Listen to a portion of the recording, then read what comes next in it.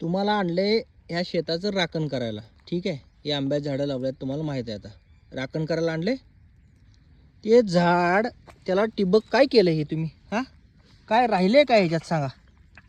हां, अरे झाडाला पाणी गेलं तर झाड जगणार आहे, आणि ते झाड सोडून जरा लांब खेळा. हां, अय रत्ना, हे तुझं कारस्थान आहे सगळं, आहे का नाही? त्याला पाणी कसं द्यायचं बरं आता?